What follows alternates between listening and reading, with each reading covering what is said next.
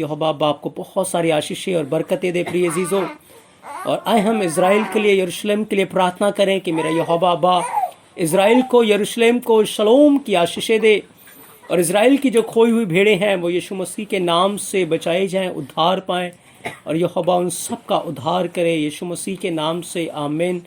तो प्रिय अजीजों, आज एक बार फिर से हम एक नए विषय के साथ यीशु मसीह की पवित्र हजूरी में हैं।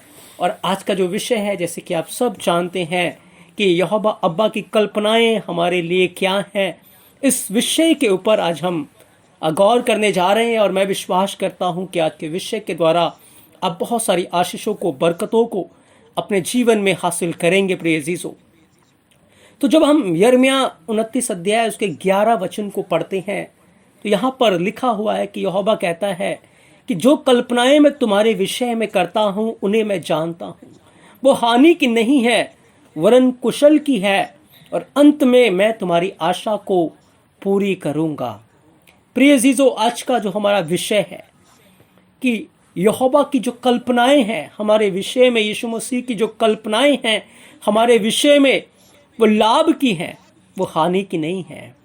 यदि आप बाइबल का इतिहास उठाकर देखें, मैं आपको इतिहास की घटनाओं में लेकर जाना चाहता हूँ, क्योंकि आपको बाइबल के अंदर तो नहीं मिलेगी लेकिन इतिहास के अंदर ये वाकया दर्ज है। जब मूसा का समय आया, मूसा की पैदाइश हो रही थी, तो आप जानते हैं उस समय छोटे छोटे बच्चों को कत्ल किया जा रहा था और उस समय इजरायली लोग बहुत ही पीड़ा के अंदर लंबी लंबी सांसें ले रहे थे। याद रखें, इजरायली लोग उस समय जब उस बड़े कष्ट के अंदर थे, बड़े कलेश में थे, बड़ी पीड़ा में थे, जब उनके दुश्मन उनसे भारी काम ले रहे थे, एक बड़ा बोझ उनके ऊपर डाला हुआ था। और याद रखें, उस बड़े बोझ के नीचे जब वो काम कर रहे थे तो वो बहुत चिल्ला रहे थे, कहरा रहे थे, और उनका जो दुख था वो बयान से बहुत ज़्यादा बाहर था।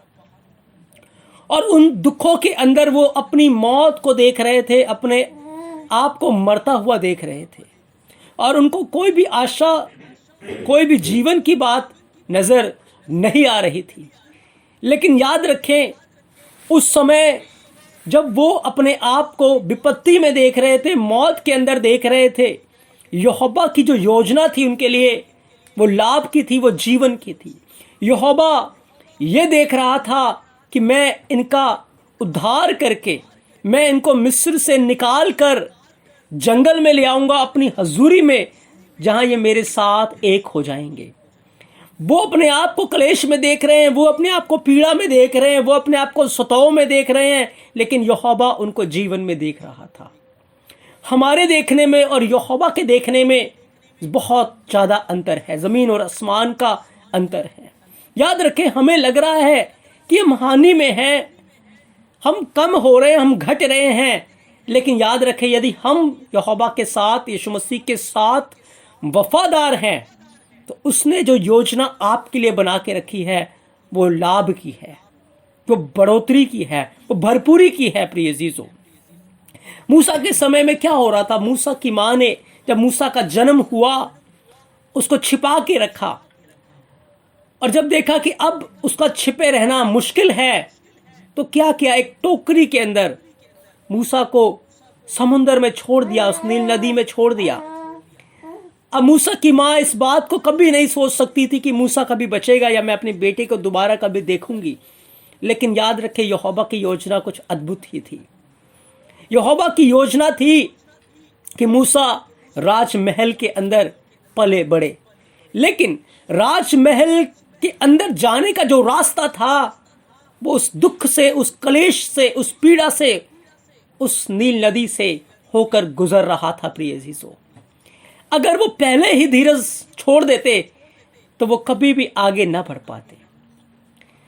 वहां पर क्या हुआ, मूसा को तो रख दिया गया उसके अंदर, और उसकी माँ ने सोचा कि अब मेरा बेटा नहीं बचेगा। लेकिन यहोवा की योजना हम जानते हैं, यहोवा ने वहां पर उसके लिए एक बड़ा इंतजाम किया, और वो अपने दुश्मन के घर में राजशाही तरीके से मूसा पला बड़ा, और अपनी माँ के साथ ही, उसकी माँ भी उसके साथ होती थी, और वो अपनी माँ का ही दूध पी रहा था। माँ उसको यहोवा की शिक्षा दे रही थी, यहोवा के विषय में बता रही थी, और यहोवा उसके लिए कितना अद्भुत, जो कि यहोवा की योजना थी, लाभ की योजना थी, उसके जीवन में पूरा कर रहा था प्रिय चीजों।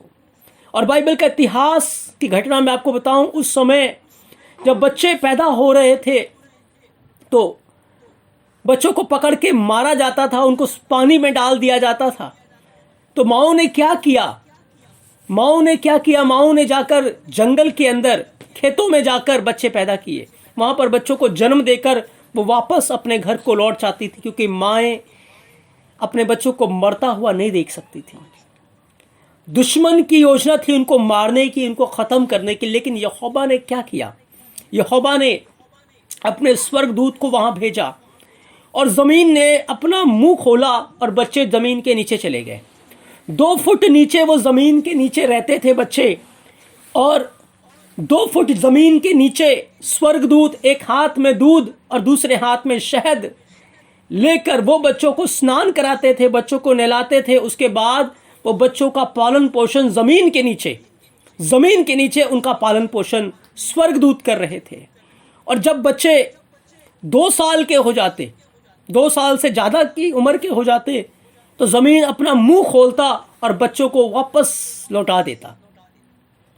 और जब दुश्मन ने देखा कि बच्चे जमीन के नीचे बढ़ रहे हैं, फल फ्रूट रहे हैं, तो उन्होंने सोचा कि हम जमीन की खुदाई करके बच्चों को मारेंगे।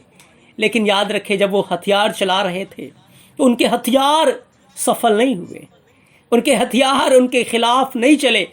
और उस कठिन घड़ी में भी यहोवा अपने लोगों को बढ़ाने की सामर्थ रखता था। और यहोवा ने ये बात उनको करके दिखाई कि उस कठिन घड़ी में भी इजरायली लोगों की गिनती जो है वो बढ़ने लगी, वो बढ़ती गई। मसीहत हमेशा क्लेश में बड़ी है प्रिय जीजो, कभी भी कम नहीं हुई है। लेकिन जब कंफर्ट जोन आ गया, आराम में मसीहत आ गई, तो आराम के अंदर जो मसीहत है वो घटने लगी, वो ठंडी पड़ने लगी। लेकिन जब जब मसीह लोगों के ऊपर, यहोवा के लोगों के ऊपर क्लेश आया, दुख आया, लोग बड़े हैं, लोगों की उन्नति हुई है, लोगों की ग्रोथ हुई है प्रिय जीजो। तो ये वाकया, ये घटना इतिहास के अंदर हुआ जब यहोवा ने अपने लोगों के लिए इतना बड़ा कार्य किया कि यहोवा के जो लोग हैं वो जमीन के नीचे, बच्चे बढ़ रहे थे, फल फ्रूट रहे थे, और वो बढ़ रहे थे। और जब वो बड़े हो जाते तो अपने घर को वापस लौट जाते, और उनकी जो माएँ हैं, उनके परिवार के जो लोग हैं, वो देखकर बहुत खुश होते। और ऐसे जो क्लेश के अंदर जब वो गुजर रहे थे, याद रखे, जब तक ये क्लेश उनके ऊपर ना आता, वो कभी भी मिस्र को छोड़ने के लिए तैयार नहीं होते। इसीलिए यहोवा ने होने दिया कि ये क्लेश के अंदर वो जा रहे थे, ताकि वो मिस्र को छोड़कर यहोवा के उस राज्य की ओर बढ़े जो यहोवा ने उनके लिए ठहराई हुई थी। उसी प्रकार से प्रिय अजीजों, मेरे और आपके लिए, कलीसिया के लिए यहोवा के पास एक बहुत ही अद्भुत योजना है, एक लाभ की योजना है।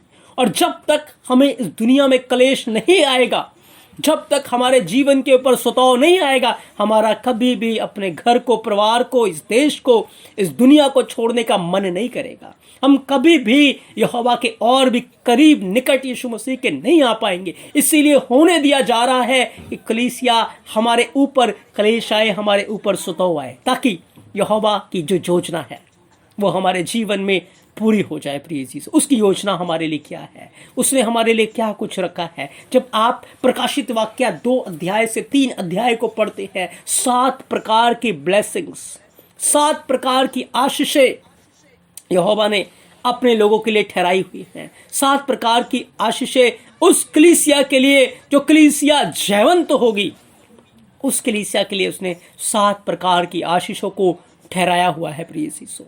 ये यहोवा की योजना कलीसिया के लिए है। लेकिन कलीसिया को याद रखना है, जो घटनाएं पहले इतिहास में हो चुकी हैं, उसके अंदर मसीहत कम नहीं हुई, मसीहत नाश नहीं हुई, लेकिन मसीहत फ्रूटफुल हुई है। मसीह लोग बड़े हैं, और आज भी मसीह लोग बढ़ रहे हैं। जो यहोवा के साथ वफादार हैं, ईमानदार हैं, वो बढ़ेंगे। चाहे दुश्मन हानि की कल्पना क्यों ना करे, दुश्मन मारने की कल्पना क्यों ना करे, दुश्मन नुकसान पहुंचाने की योजना क्यों ना बनाए, उन सारी योजनाओं को यीशु मसीह हमारे लाभ में बदल देगा। प्रिय यीशु, एक और मैं घटना आपको बताना चाहता हूं। आदम और हवा एक बार एक पहाड़ के ऊपर सो रहे थे और शैतान ने सोचा मैं एक बड़े पहाड़ को उठाकर उनके ऊपर फेंकूंगा और वो मर जाएंगे। और शैतान ने ऐसा ही किया, उसने एक बड़ा पहाड़ लिया और आदम हवा के ऊपर फेंका, और जैसे ही फेंका यहोवा ने उसको एक डोम ऑफ द रॉक बना दिया, उसको डोम बना दिया, और जो पत्थर से दुष्ट उनको मारना चाहता था वो पत्थर उनके लिए एक ढाल बन गया। तो यहोवा की योजना हमारे लिए कितनी अद्भुत है प्रिय यीशु, वो हमारी ढाल है, वो हमारे लिए एक हमारा उज्जवल फ्यूचर है।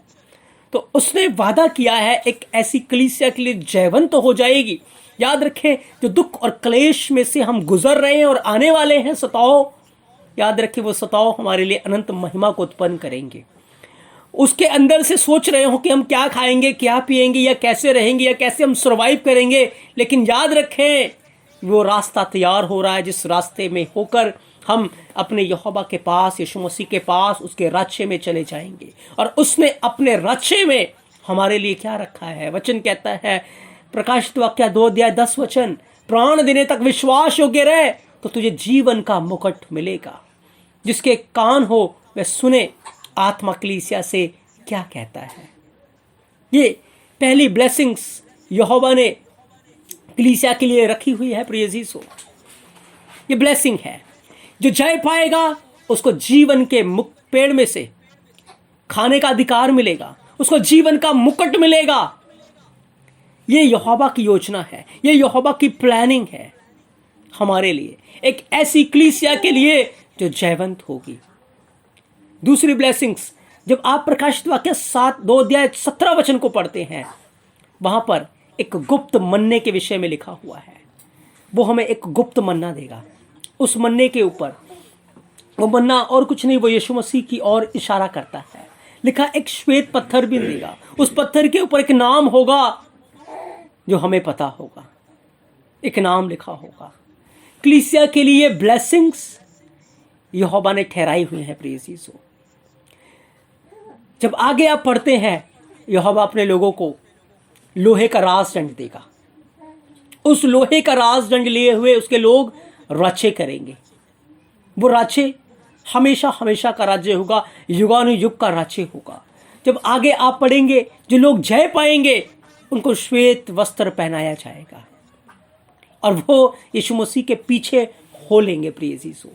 जो जय पाएगा उसको स्वर्ग के राज्य में एक खंबा बना दिया जाएगा, एक खंबे की नहीं, क्योंकि खंबा कभी भी निकलेगा नहीं। उसी प्रकार से हम हमेशा हमेशा के लिए यहोवा के राज्य में बने रहेंगे।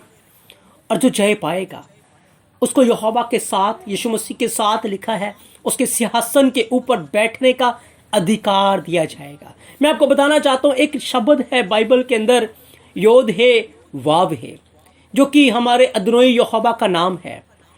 और इस योद है वाव है के द्वारा ही इस पृथ्वी के अंदर जो कुछ भी आया, सब कुछ उसी के द्वारा आया, बिना उसके कुछ भी उत्पन्न नहीं हुआ। और जब आप उसके अंदर देखते हैं तो आपको 2 बार हे मिलता है। योद यहोवा का हाथ है, हे आदम है, फिर वाव है जो कि कील की तस्वीर है, एक दुख भोगी इंसान की तस्वीर है, और फिर हे है एक महिमा करता हुआ, वर्शिप करता हुआ एक इंसान आपको वहां पर मिलेगा। अब इसी नाम के द्वारा इसी यहोवा ने आकाश और पृथ्वी की नींव रखी, सब कुछ बनाया। और वचन कहता है जो कुछ भी पृथ्वी के अंदर है, बिना उसके कुछ भी उत्पन्न नहीं हुआ प्रिय यीशु। तो जब आप योद को देखेंगे तो योद यहोवा का दाहिना हाथ है, और हे जो है वो आत्मिक व्यक्ति है जो जय पाया हुआ है। तो यहोवा की प्लानिंग में, यहोवा के नाम के अंदर ही यहोवा ने ये पहले से ही निर्धारित किया था कि जो जय पाएंगे वो मेरे दाहिने हाथ बैठेंगे। तो जो सबसे पहले जय पाया वो यशवा है, मशीयाक है। योद यहोवा है, यहोवा का दाहिना हाथ, हे जिसने जय पाया वो यशवा है, मुश्याक है। आगे आपको वाब मिलता है। वाब एक दुख भोगी इंसान की तस्वीर है। और याद रखें, जब आप बाइबल को पढ़ते हैं तो प्रेरित ये उपदेश देते थे कि हमें बड़े दुख और कलेश उठाकर यहोवा के राज्य में प्रवेश करना होगा।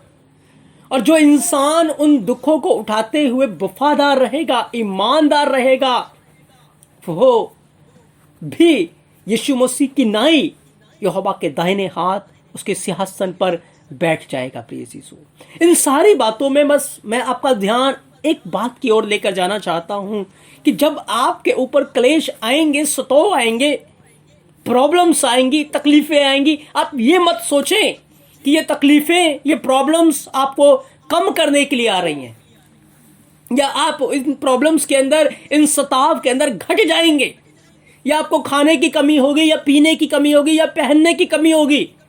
बिल्कुल भी नहीं, किसी बात की कमी नहीं होगी। इजरायली लोग जब मिस्र से निकले, सारा धन संपत्ति और उनके मकान उनके वहां मिस्र के अंदर थे, उन सब कुछ को छोड़कर वो निकले। जंगल में क्या उनको किसी चीज की कमी हुई? किसी बात की कमी नहीं हुई। यहोवा उनके लिए जीवन का पानी बना, यीशु मसीह उनके लिए जीवन की रोटी बना।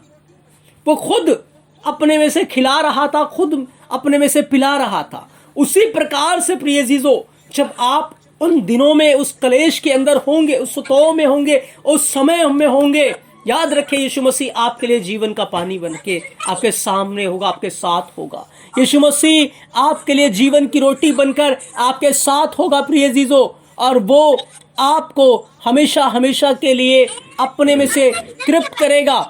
वो आपको हमेशा हमेशा के लिए जीवन जल के सोते के पास ले जाया करेगा, और आप उस सोते में से पीकर तृप्त होंगे प्रिय अजीजों। तो प्रिय अजीजों, अब इस बात के ऊपर ध्यान लगाएं कि जिस प्रकार से यहोवा ने इजरायली लोगों को संभाला है, वो आपको भी संभालेगा। हमें हियाब बांधे रहना है, हमें धीरज धरे रहना है, हमें निराश नहीं होना, हमें हताश नहीं होना। यहोवा की जो योजना हमारे लिए है वो लाभ की है, वो हानि की नहीं है। दुश्मन तो हानि की कल्पना करके आएगा, दुश्मन तो मौत की प्लानिंग करेगा, लेकिन यहोवा ने जमीन और आसमान की नींव रखने से पहले ही ये तय कर दिया था, हमारा जो फ्यूचर है, हमारा जो कल है, हमारा जो जीवन है, वो यहोवा के साथ उसके राज्य में है प्रिय अजीजों। बस हमें उसकी ओर ताकते रहना है, उसकी ओर देखते रहना है। तभी दाऊद कहता है, चाहे मैं घोर अंधकार से भरी हुई तराई में होकर चलूं तो भी हानि से नहीं डरूंगा, क्योंकि हे यहोवा तू मेरे साथ रहता है, तू मेरे साथ रहता है। सच में यदि यहोवा आपके साथ है, आप यहोवा के साथ हैं, यहोवा तो हमारे साथ है, क्योंकि उसने जो प्रतिज्ञा की है, जो वादे किए हैं, उसमें वो कायम है, वो अटल है। लेकिन हम बहुत बार उसको छोड़कर इधर उधर भाग जाते हैं। यदि हम यहोवा के साथ बने रहेंगे तो याद रखें, जब हम उस मौत की वादी में से गुजरेंगे, उस तराई में से होकर गुजरेंगे, हानि हमारी नहीं होगी। हमारे काम हमारे साथ चले जाएंगे, हमारे काम हमारे साथ यहोवा के राज्य में चले जाएंगे, और हम यीशु मसीह के साथ उसके सिंहासन पर बैठेंगे प्रिय अजीजों, उसके साथ हम राज्य करेंगे। प्रिय अजीजों, इन बातों के द्वारा हम इस बात के लिए आज उत्साहित हो रहे हैं। मैं आपको उत्साहित कर रहा हूं कि जब आपके जीवन के ऊपर क्लेश आए, सताव आए, आप हिम्मत ना हारें, आप निराश ना हो। आपका छुटकारा बहुत निकट है। आप उस महिमामय राज्य में जाने वाले हैं जिसकी प्रतिज्ञा यीशु मसीह ने की है। जब जब मसीहत के ऊपर क्लेश आया है, सताव आई है, याद रखें मसीह लोग बड़े हैं। प्रेतों के काम के अंदर जब कलीसिया के ऊपर सताव आया, कलीसिया फैल गई, और जहां जहां कलीसिया फैली, एक मसीहत बढ़ती गई। उन्होंने जाके सुसमाचार सुनाया और लोग बढ़ते चले गए। याद रखें, हम वो आत्मिक इंसान बन चुके हैं, यहोवा के साथ एक आत्मा हो चुके हैं, जिसे कोई मार नहीं सकता, जिसका वजूद कोई ख़त्म नहीं कर सकता। हमारा वजूद यीशु मसीह में है, और यीशु मसीह हमारी हमेशा हमेशा की ज्योति है प्रिय अजीजों। हमेशा हमेशा की ज्योति है। इसीलिए हमें अपनी आंखों को यीशु मसीह की ओर लगाना है, अपने ध्यान को यीशु मसीह की ओर लगाना है। यहोवा की जो योजना हमारे लिए है वो हानि की नहीं है, वो लाभ की है प्रिय यीशु। और अंत में आपकी आशा जरूर पूरी होगी। लेकिन चेतावनी भी है, जब इजरायली लोग मिस्र से बाहर निकले, याद रखें बहुत अद्भुत सफर था। जंगल के अंदर वो आराधना कर रहे थे, प्रार्थना कर रहे थे। उनके बीच में यहोवा की उपस्थिति थी। आग का खंबा उनके बीच में था, बादल का खंबा उनके ऊपर था। वो चल रहे थे, लेकिन क्या हुआ? वो कुड़कुड़ाने लगे, वो बुड़बुड़ाने लगे। और क्या हुआ? वो लोग जंगल के अंदर नाश हो गए। याद रखें, अगर हम कुड़कुड़ाएंगे, बुड़बुड़ाएंगे, तो उन सारी बातें हमारे लिए एक दृष्टांत की रीति पे ठहरी हैं। फिर वो योजना हमारे लिए पूरी नहीं होंगी। लेकिन यदि हम हिया बांधे रहें, हम उसकी ओर ताकते रहें, उसकी ओर देखते रहें, तो यहोवा की जो ब्लेसिंग्स है, यहोवा की जो योजना है, वो 7 प्रकार की आशीषें हमारे जीवन के ऊपर जरूर आएंगे प्रिय यीशु। वो हमें जीवन के पेड़ में से खाने का अधिकार देगा, वो हमें जीवन का मुकुट देगा, वो हमें गुप्त मन्ने में से देगा, वो हमें श्वेत वस्त्र पहनाएगा, वो हमें ऐसा अधिकार देगा जैसे लोहे का हो, और वो लोहे का राजदंड हमारे पास होगा जिसे हम राज्य राज्य जाति जाति के ऊपर राज्य करेंगे। वो हमें एक खंबा बनाएगा और हमें अपने साथ सिंहासन पर बैठने का अधिकार देगा। और वो जो राज्य है, वो जो महिमा है, वो जो अनंत काल का मुकुट है, वो हमेशा हमेशा के लिए होगा, थोड़े समय के लिए नहीं होगा। और फिर हम उसके राज्य में, उस आनंद में, उस महिमा में संभागी होंगे प्रिय यीशु। तो फिर इस पृथ्वी के ऊपर रहते हुए जो हमारा कलेश है, दुख है, वो पल भर का है, वो छोटा सा है। हमें हिया बांधे रहना है, क्योंकि जो यहोवा की योजना हमारे लिए है वो हानि की नहीं है, वो लाभ की है। और अंत में वो हमारी आशा को ज़रूर पूरा करेगा, ज़रूर पूरा करेगा प्रिय यीशु। मेरा यहोवा आज के इस पवित्र वचन के द्वारा आपको बहुत सारी आशीषें और बरकतें दे प्रिय यीशु।